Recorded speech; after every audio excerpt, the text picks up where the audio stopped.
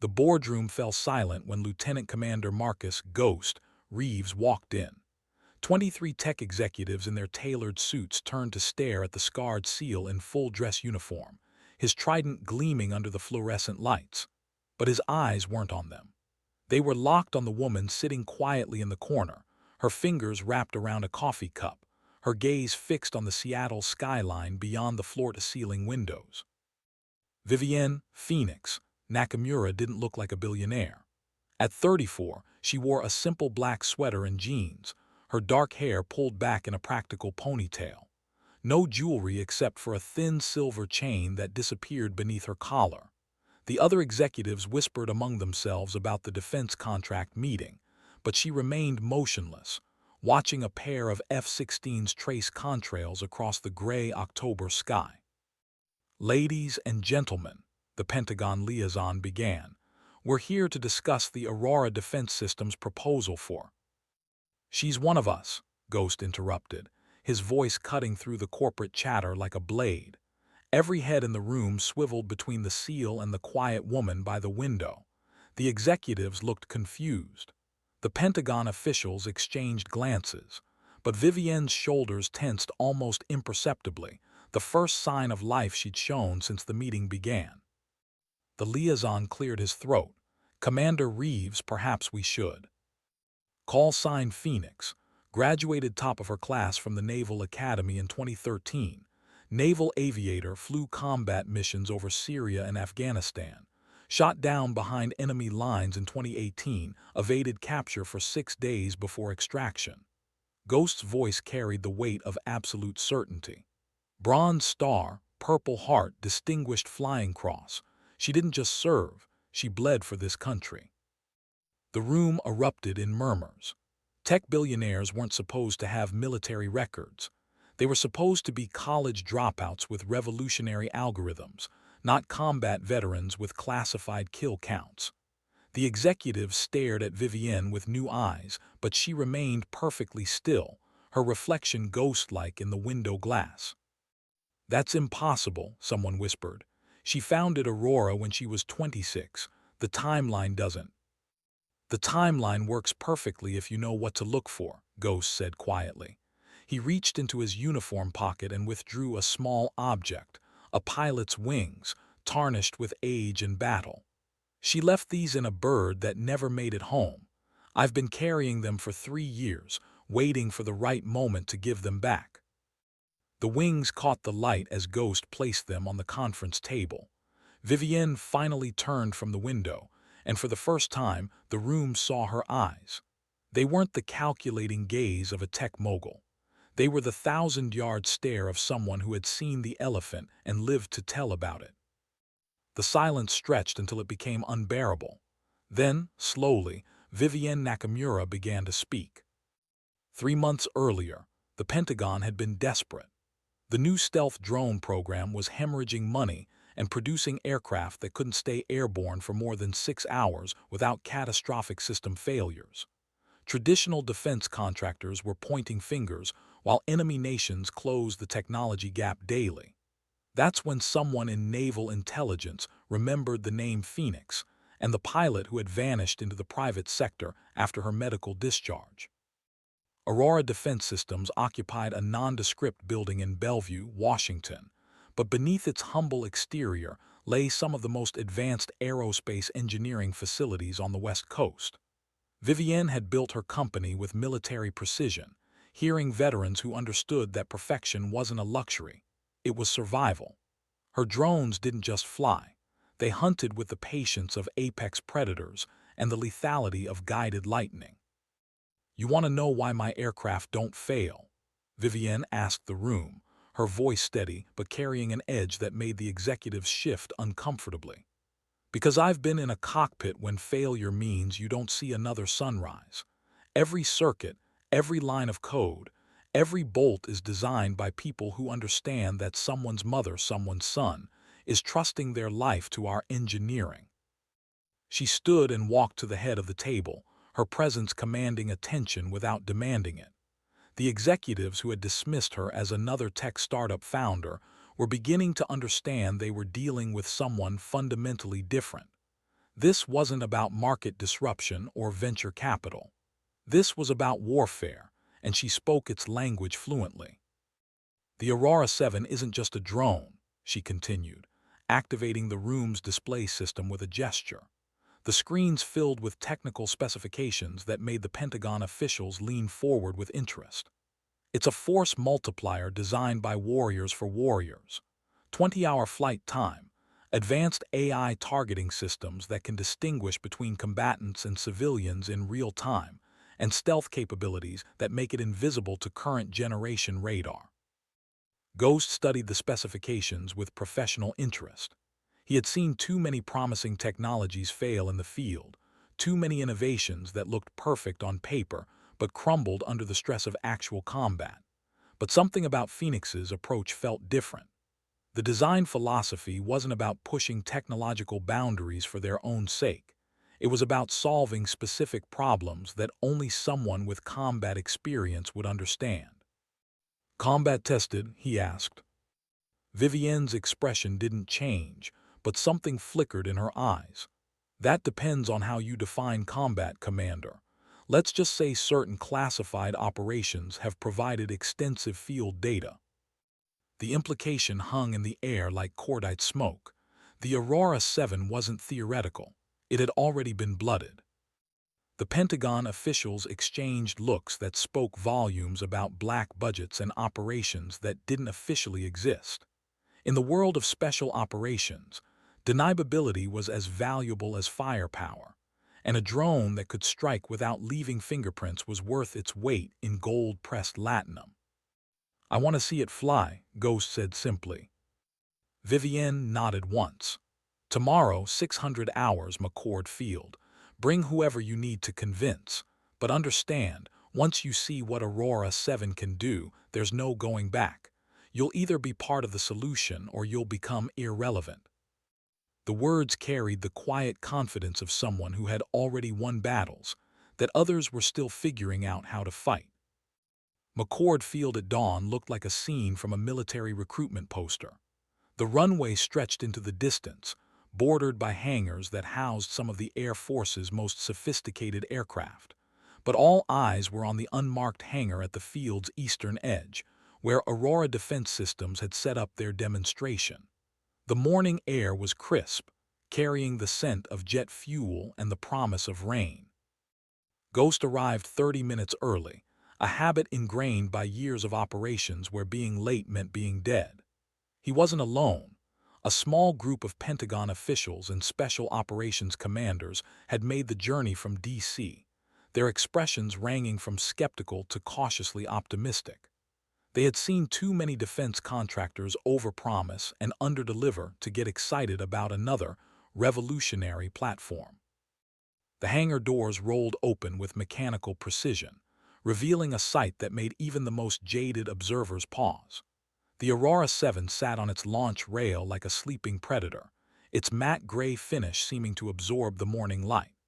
At 24 feet long with a wingspan that could be adjusted from 12 to 36 feet depending on mission requirements, it looked nothing like the bulky surveillance drones they were accustomed to. This was something else entirely, sleek, purposeful, and somehow alive. Vivienne emerged from the hangar wearing a flight suit that bore no insignia except for a small Phoenix patch on the shoulder. The sight of her in military attire was jarring for those who had only seen her in civilian clothes, but Ghost recognized the transformation immediately. This wasn't the tech mogul from yesterday's boardroom.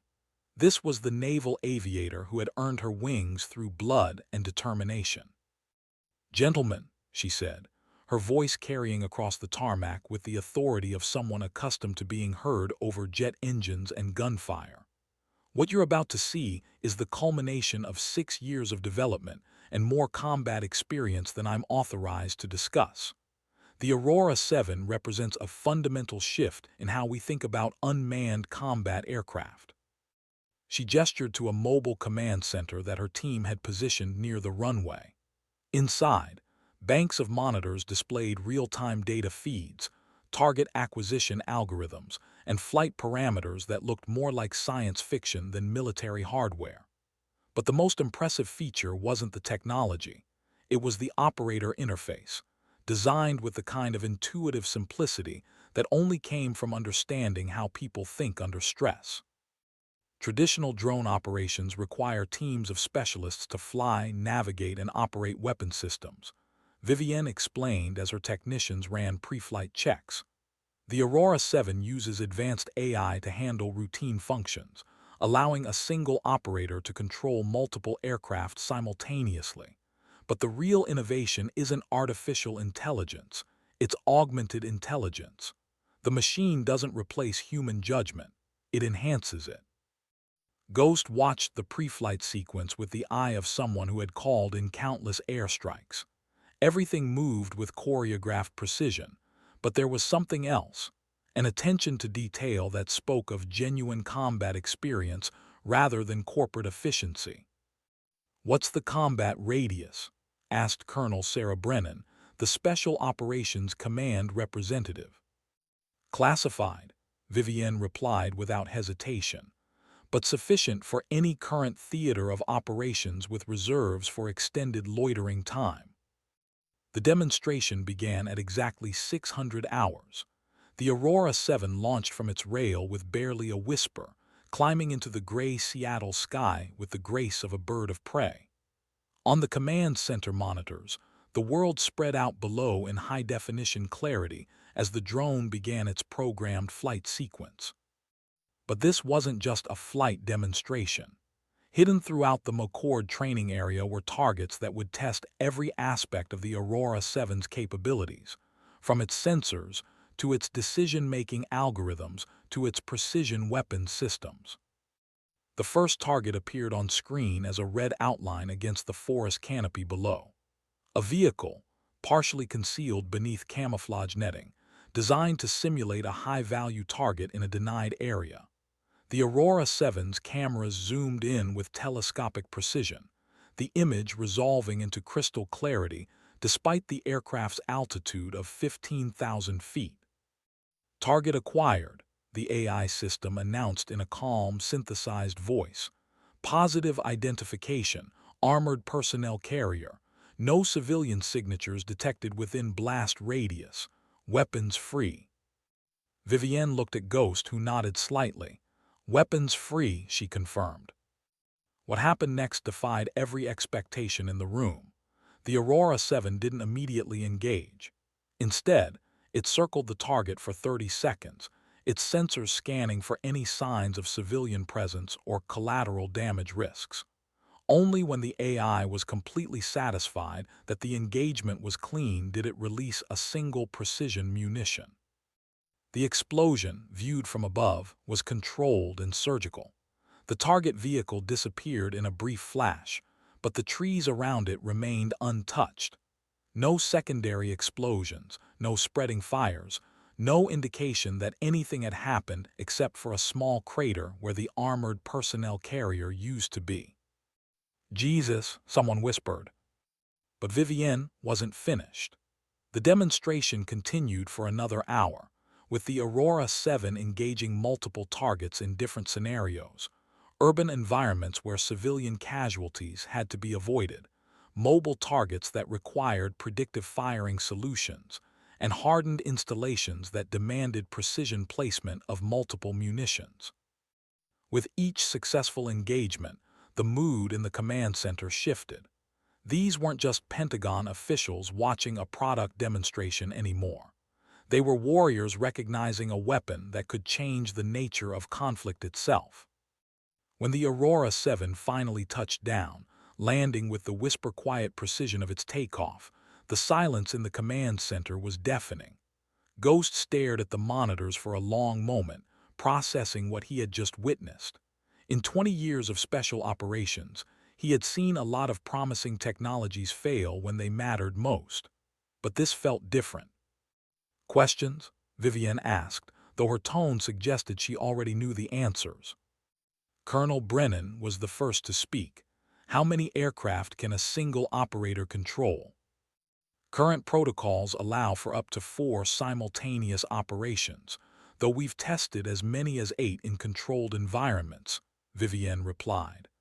The limiting factor isn't technology, it's human cognitive load and decision-making authority. Maintenance requirements. Modular design allows for field repairs using common tools and components. Mean time between failures is classified, but significantly exceeds current military standards. Cost per unit. Vivienne smiled for the first time since the demonstration began. Less than half the price of a traditional fighter aircraft, with operational costs that are orders of magnitude lower.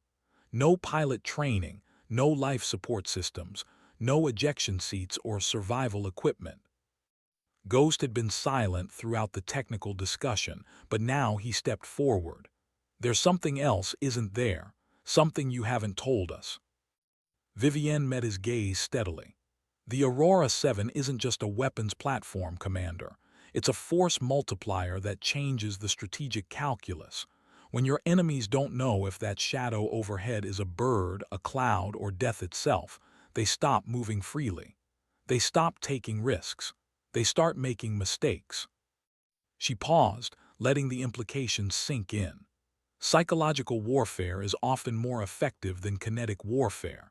The Aurora 7 provides both. The meeting broke up an hour later, but Ghost lingered behind as the Pentagon officials headed back to their aircraft.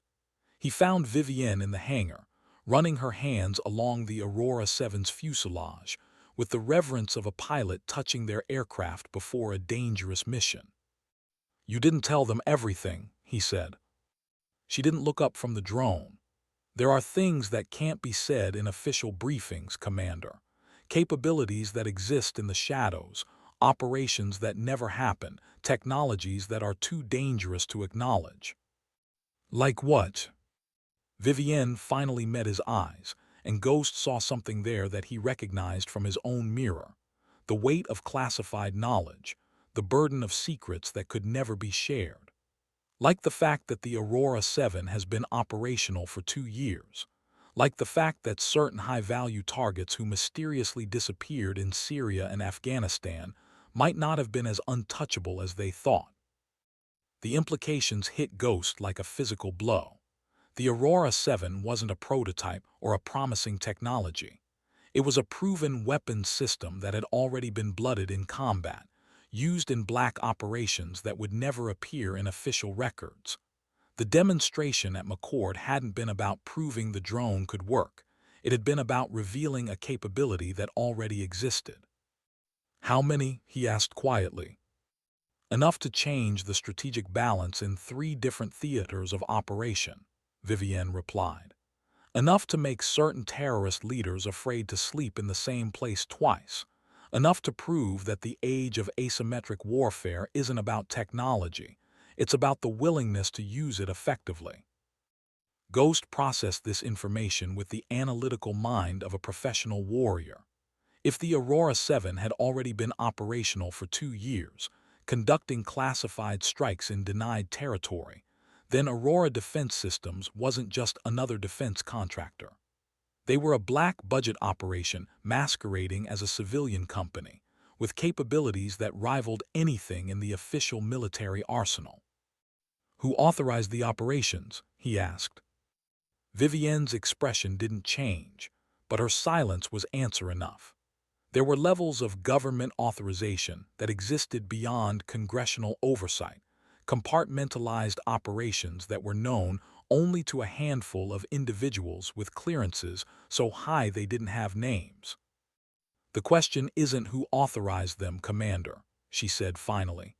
"The question is whether you're ready to be part of what comes next."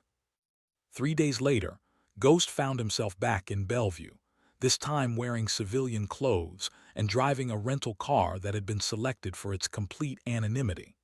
The meeting location wasn't Aurora's corporate headquarters. It was a small coffee shop in Kirkland, the kind of place where tech workers grabbed their morning caffeine fix before heading to their cube farms in Redmond and Seattle.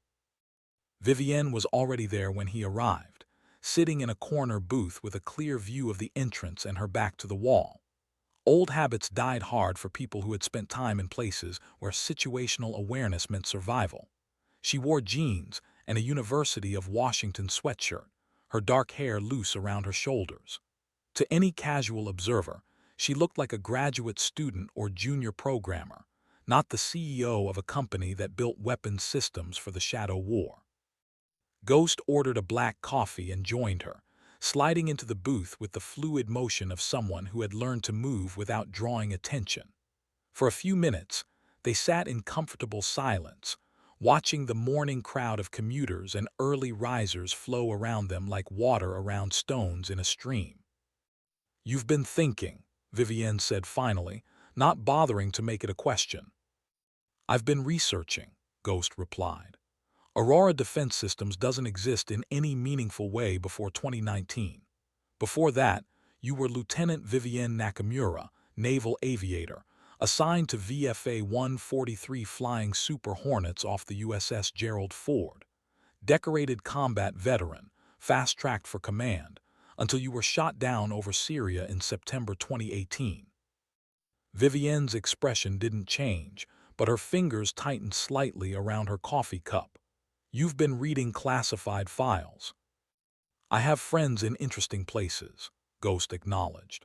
"What I found was fascinating.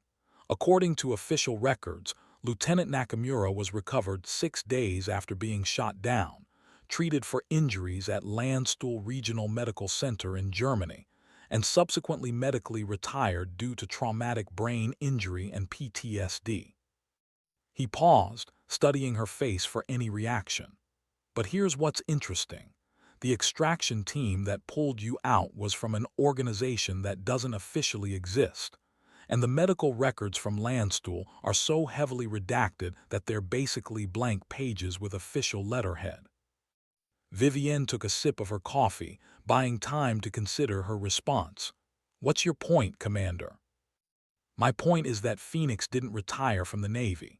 Phoenix was recruited by someone with enough authority to erase official records and enough funding to bankroll a private defense company that builds weapons systems that don't officially exist." Ghost leaned forward slightly, lowering his voice. "My point is that Aurora Defense Systems is a front for a black operations program that makes my SEAL teams look like Boy Scouts." The silence stretched between them, filled with the ambient noise of espresso machines and casual conversation from the other patrons.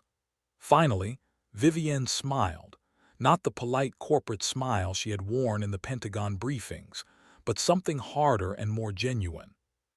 "You're not wrong," she said simply, "but you're not entirely right either." She reached into her purse and withdrew a small device that looked like a smartphone but felt heavier in Ghost's hand when she slid it across the table. The screen was black except for a single line of text. "Are you sure you want to know the truth? The question isn't whether Aurora is a front for black operations," Vivienne continued. "The question is whether you're ready to learn about a war that most people don't know is being fought, against enemies that most people don't know exist, using weapons that most people can't imagine." Ghost stared at the device, understanding that he was being offered a choice that couldn't be undone. In his 20 years of special operations, he had learned that there were always deeper levels, always secrets behind the secrets, always operations that existed beyond the reach of official acknowledgement. "What kind of war?" he asked. "The kind that determines whether democracy survives the next 50 years, Vivienne replied. "The kind that's being fought in cyberspace and shadow networks and the spaces between official policy and necessary action. The kind that requires weapons like the Aurora 7 and operators like us." Ghost looked around the coffee shop, at the civilians going about their morning routines, with no idea that their future was being decided by conversations like this one, in places like this one between people who had sworn oaths to protect and defend. The weight of that responsibility had never felt heavier. "If I touch that screen," he said, "there's no going back." Vivienne nodded. "There never is in our line of work, but Ghost, Marcus, the alternative is watching the world burn while we follow rules that our enemies ignore." He thought about his SEAL teams, young warriors who trusted him to point them at targets that mattered. He thought about the operations he had run in dozens of countries, always constrained by rules of engagement that limited their effectiveness. He thought about the enemies who had learned to exploit those constraints, who hid behind civilians and international law while planning the next atrocity. Ghost touched the screen. The device came alive with information that made his blood run cold. Maps showing global networks of influence operations, financial flows that funded international terrorism, technological developments that threatened the basic infrastructure of Western civilization. But it was the operational reports that truly shocked him. Detailed after-action summaries from strikes that had never been officially acknowledged, conducted by aircraft that didn't officially exist, against targets that were never publicly identified. "Jesus Christ," he whispered, scrolling through reports that described precision strikes against chemical weapons facilities in North Korea, cyber warfare operations against Iranian nuclear programs, and surgical eliminations of terrorist financiers in countries where the United States officially had no military presence. "The Aurora 7 isn't just a drone," Vivienne said quietly. "It's the tip of the spear in a conflict that will determine whether authoritarian regimes with unlimited budgets and no moral constraints can reshape the world order in their image. It's the answer to the question of how democracies defend themselves when their enemies don't follow any rules." Ghost continued scrolling, each page revealing new layers of a shadow war that spanned continents and involved technologies that seemed decades ahead of anything he had encountered in official military channels. Autonomous weapons systems that could hunt specific individuals across multiple countries. Cyber warfare capabilities that could cripple entire nations without firing a shot. Intelligence networks that operated with the efficiency of corporations and the lethality of special operations units. "How long has this been going on?" he asked. "Officially, it doesn't exist. Unofficially, since the early 2000s when it became clear that traditional military responses weren't adequate for 21st century threats." Vivienne's voice carried the weight of someone who had seen too much and carried too many secrets.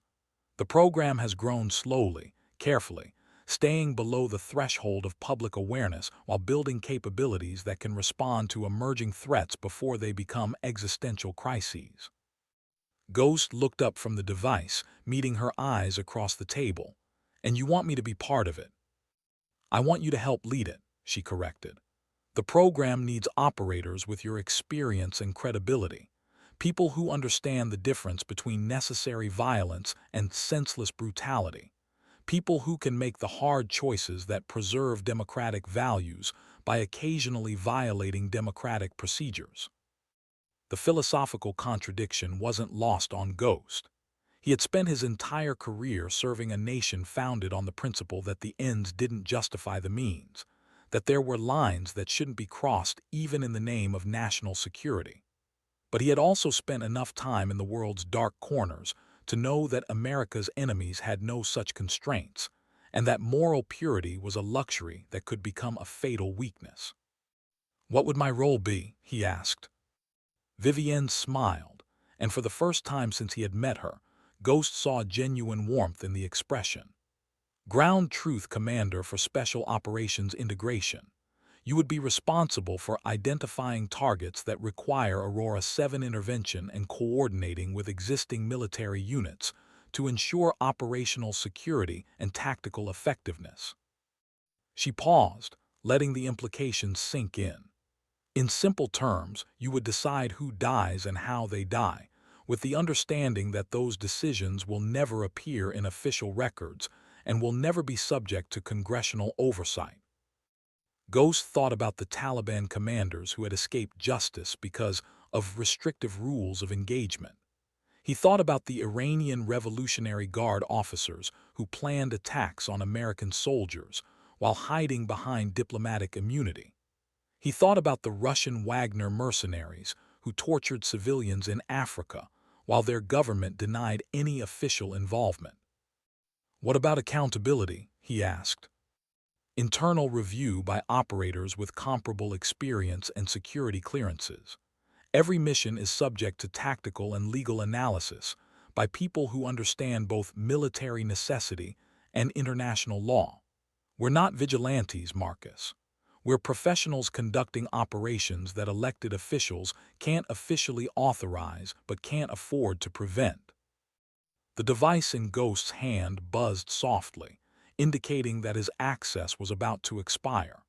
He realized that everything he had just read would disappear in moments, leaving him with only his memory of capabilities that officially didn't exist and operations that had never happened. "I need time to think," he said. Vivienne nodded and stood to leave. "You have 72 hours to decide. After that, this conversation never happened, and you go back to running operations that politicians can take credit for when they succeed and disavow when they fail." She paused at the edge of the booth, looking down at him with an expression that mixed understanding and urgency.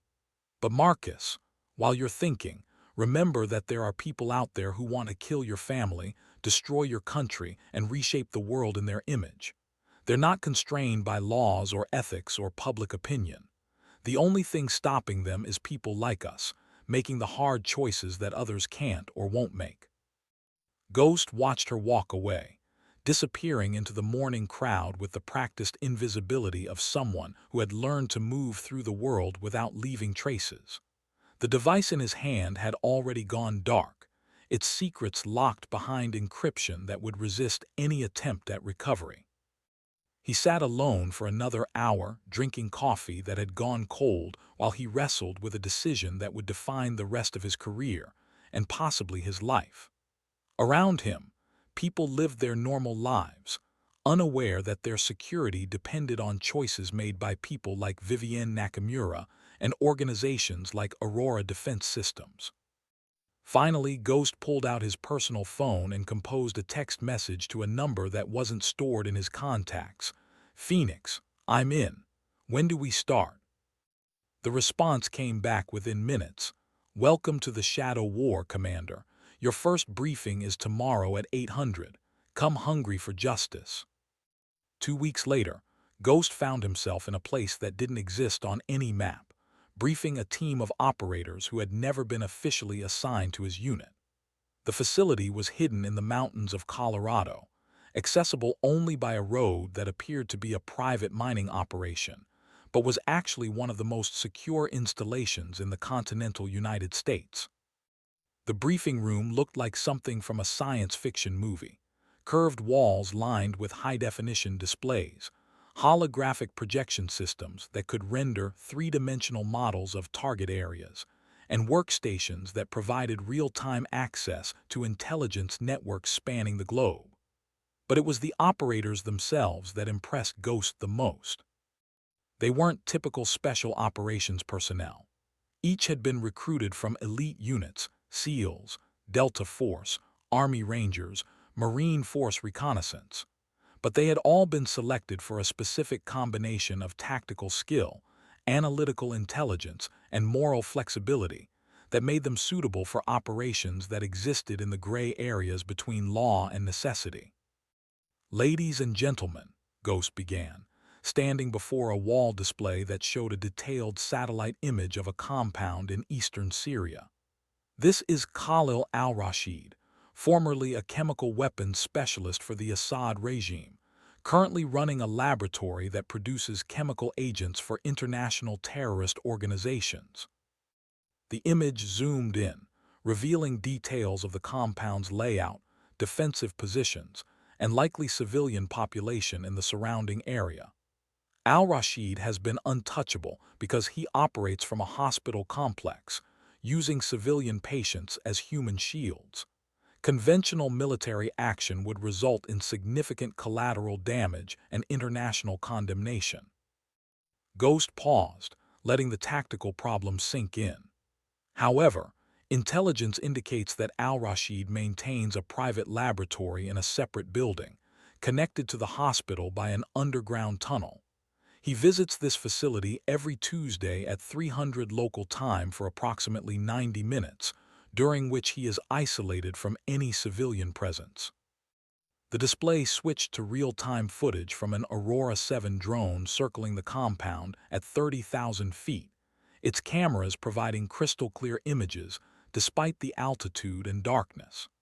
The technology was so advanced that Ghost could see individual guards walking their posts and identify the specific weapons they carried. Mission parameters are straightforward, he continued. Surgical elimination of al-Rashid and destruction of his laboratory, with zero collateral damage and no indication of American involvement. The Aurora 7 will provide overwatch and precision strike capability, while a ground team confirms target elimination and gathers intelligence on the extent of his chemical weapons production. One of the operators raised her hand, Captain Maria Viper Santos, formerly of the 75th Ranger Regiment, now one of Aurora's most experienced ground team leaders. What's the diplomatic cover story if we're compromised? There isn't one, Ghost replied flatly. Official policy is that the United States has no military operations in that area of Syria. If you're captured or killed, you were never there, and this mission never happened. The silence that followed wasn't uncomfortable. These operators understood the nature of their work and had accepted the risks when they signed their unofficial contracts. They were paid well, equipped with the best technology available, and given missions that could prevent thousands of civilian deaths by eliminating specific high-value targets. Questions about the tactical approach, Ghost asked. Master Sergeant Jake Phantom Morrison, a former Delta Force sniper, studied the compound layout with professional interest. Insertion method. That area is crawling with Syrian government forces and Russian contractors. Halo jump from 40,000 feet, 15 kilometers south of the target zone. Aurora 7 will provide route clearance and early warning of any patrols in the area. Extraction by helicopter at a predetermined landing zone, with Aurora 7 providing overwatch and suppressive fire if needed.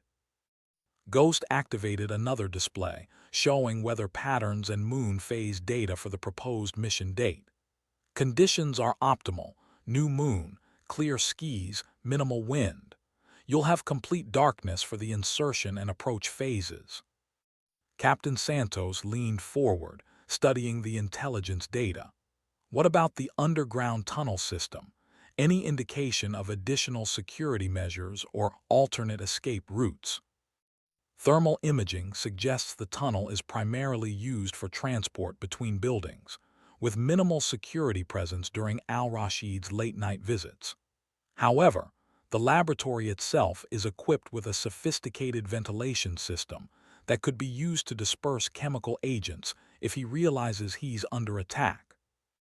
Ghost's expression grew grimmer, which is why the strike has to be instantaneous and absolutely precise. No warning, no opportunity for him to trigger any dead man switches or emergency protocols. The briefing continued for another 2 hours, covering every aspect of the mission from insertion routes to emergency extraction procedures. But it was the final element that truly demonstrated the capabilities of Aurora defense systems and the nature of their shadow war. The Aurora 7 that will support your mission isn't the same aircraft that was demonstrated at McCord Field, Ghost explained. It's been equipped with experimental weapons systems that push the boundaries of what's possible with current technology. The wall display showed technical specifications that made the operators lean forward with professional interest. Directed energy weapons that could disable electronics without causing explosions. Micromissiles with warheads smaller than bullets, but with the precision to hit specific individuals in crowded areas. Sonic weapons that could disorient targets without causing permanent injury. The goal isn't just to eliminate al-Rashid, Ghost continued. It's to do so in a way that demonstrates to other chemical weapons specialists that they are not safe, regardless of how carefully they hide behind civilian shields or international law. Master Sergeant Morrison studied the weapon specifications with the eye of someone who had called in countless airstrikes. These systems, Are they operational or experimental? They've been tested extensively in controlled environments, Ghost replied carefully. Tomorrow night will be their first combat deployment. The implication hung in the air like smoke from a gunshot. The operators weren't just conducting a precision strike against a high-value target. They were field-testing weapons systems that could revolutionize special operations warfare, using technologies that existed years ahead of anything in the official military arsenal. Captain Santos closed her mission folder and looked around the room at her teammates. When do we deploy? Transport leaves in 6 hours, Ghost replied. Final equipment check at 1800, mission brief at 2000, wheels up at 2200. He paused, meeting each operator's eyes in turn. This isn't just another mission, people. What we do tomorrow night will send a message that reaches far beyond one chemical weapons lab in Syria. We're not just eliminating a target, we're announcing that the rules of engagement have changed. As the operators filed out to begin their pre-mission preparations, Ghost remained behind, staring at the wall display that still showed the compound in Syria. Somewhere in that complex of buildings, a man who had helped gas civilians was sleeping peacefully, confident that his position in a hospital would protect him from retaliation. In 18 hours, Khalil al-Rashid would discover just how wrong he was about the new rules of war. The mission launched exactly on schedule. At 2200 hours Mountain Time, a modified C-17 Globemaster lifted off from the hidden Colorado facility, carrying a team of operators who didn't officially exist toward a target that would never be publicly acknowledged. In the cargo bay, 4 Aurora 7 drones sat in their launch configurations, their experimental weapons systems armed and ready for their first combat test. Ghost watched the takeoff from the facility's operations center, surrounded by banks of monitors that would provide real-time oversight of every aspect of the mission. The technology was impressive: satellite feeds, drone cameras, intercepted communications, and biometric tracking of the operators themselves through sensors woven into their tactical gear. But it was Vivienne's presence that truly demonstrated how far Aurora Defense Systems had evolved beyond a traditional defense contractor. She stood at the center of the operations center, wearing a flight suit with commander's insignia, directing the mission with the authority of someone who had planned and executed countless similar operations. "Phoenix Base, this is Phantom One," came the voice of Master Sergeant Morrison over the encrypted communication system. "Altitude 40,000 feet, approaching drop zone in 30 minutes. "Copy, Phantom One," Vivienne replied, her voice steady and professional. "Weather conditions remain optimal. Aurora 7 units are launched and proceeding to overwatch positions." On the main display, 4 green icons appeared over Syria, representing the drones that had been deployed from the C-17 at high altitude. Their flight paths converged on the target area from different directions, approaching with the coordination of a wolf pack surrounding prey. Ghost studied the tactical display with professional interest. This wasn't just a precision strike. It was a demonstration of technological superiority that would fundamentally change how special operations were conducted.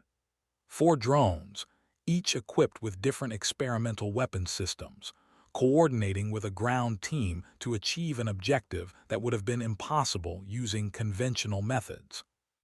"Phoenix Base, Phantom 2, Captain Santos' voice crackled through the speakers.